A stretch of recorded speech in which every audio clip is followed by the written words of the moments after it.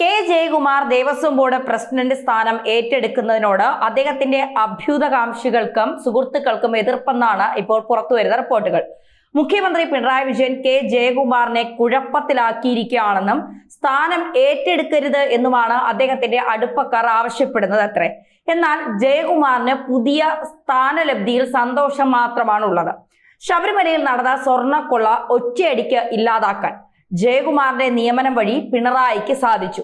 ഇത്രയും തന്ത്രപ്രധാനമായി പ്രവർത്തിക്കാൻ പിണറായിക്ക് കഴിഞ്ഞതിൽ അത്ഭുതമാണ് കണ്ടു നിൽക്കുന്നവർക്ക്. ആരുടെ ഉപദേശപ്രകാരമായാലും ഇത്തരമൊരു തീരുമാനം പിണറായിയെ ഇപ്പോൾ തൽക്കാലത്തേക്ക് ഒന്ന് രക്ഷിച്ചിട്ടുണ്ട്. TK ദേവകുമാറിനെയും സമ്പത്തിനെയും പരിഗണിച്ചപ്പോഴാണ് ജയകുമാറിന്റെ പേര് ഉയർന്നു വന്നത്. മുഖ്യമന്ത്രിയുടെ ഇമേജ് പ്രൊമോഷൻ ടീമിന്റെ ഉപദേശമായിരുന്നു CPM-കാരനല്ലാത്ത പ്രസിഡന്റ് എന്ന ആശയം. CPM സംസ്ഥാന സെക്രട്ടേറിയറ്റിൽ പലർക്കും ഇതിനോട് എതിർപ്പുണ്ടായിരുന്നുവെങ്കിലും പിണറായിക്ക് മുന്നിൽ അവർ സമ്മതിക്കുകയായിരുന്നു.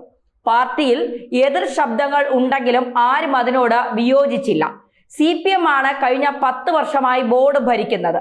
അവരുടെ പ്രവർത്തന ഫലമായാണ് ശബരിമലയിൽ നിന്നും സ്വർണം കൊള്ളയടിക്കപ്പെട്ടത്. എന്നാൽ നടന്ന കൊള്ളകൾക്കൊക്കെ അതാത് കാലം ബോർഡ് ഭരിച്ചവരുടെ തലയിൽ വ്യക്തിപരമായി എല്ലാം ചാർത്തിയിരിക്കുകയാണ് പിണറായി സർക്കാർ. അതായത് സ്വർണം കട്ടത് പത്മകുമാറും വാസുവും പ്രശാന്തുമാണെന്ന് CPM വരുത്തി തീർക്കുന്നു. ഇതിൽ പാർട്ടി പൂർണ്ണമായും കൈ കഴുകി.